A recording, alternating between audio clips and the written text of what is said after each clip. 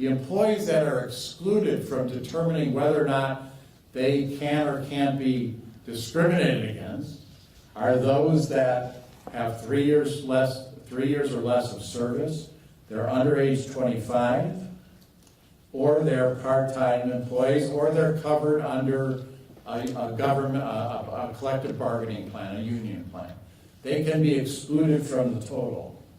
But then, of that then, you have to determine how you determine whether or not you discriminate is based upon a test of either whether you're covering at least 70% of all employees or 80% of the employees that are eligible. So there are going to be non-discrimination tests we're going to have to go through as part of this requirement. And as I mentioned, these non-discrimination rules are not effective yet. But what's the downside risk, Jim? Well, the government could come in and compel the employer to provide coverage. And they can assess a penalty of $100 per day per employee that was discriminated against. And so if we only were to cover the top paid group and we left 100 rank and file employees uncovered, $100 a day could be huge penalties. So that, I think, may factor into this whole idea of whether or not coverage is involved at all.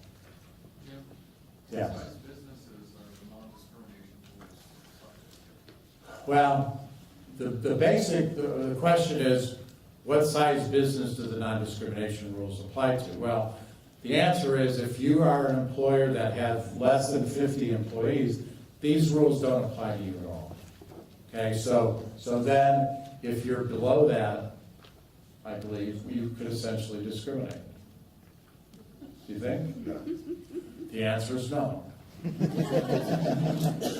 That's why we have other expertise here. So not the case.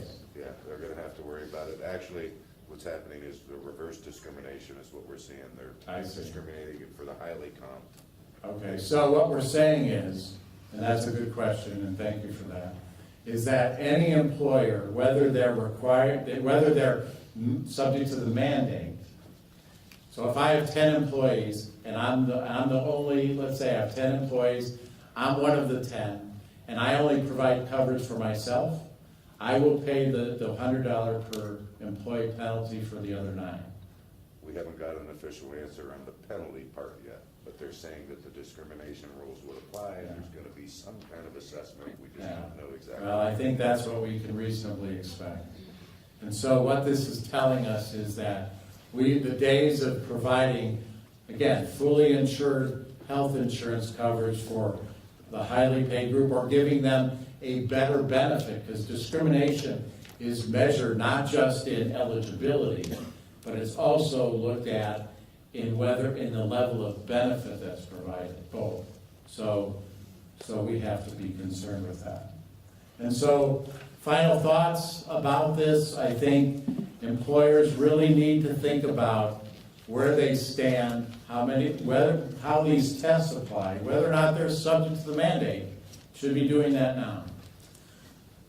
And then, as I mentioned, I think certain employers will decide that they just simply don't want to provide health insurance any longer.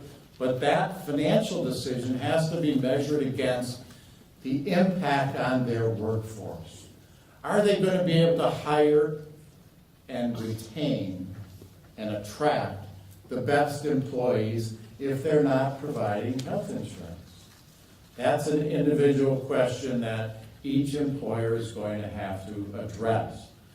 Whether or not they're going to have a motivated and satisfied workforce is another question that an employer will have to determine and assess. I think that an employer that simply and only makes a decision on the financial merits of providing insurance or not providing insurance will probably miss the boat, unless that workforce that they have is very unskilled and they simply think that they can get the employees that they need and are not concerned about attracting the very best, because maybe the very best aren't necessary to do the work that's necessary. And so there are many financial implications, obviously, and we are helping our clients understand those financial implications, but to a very significant degree.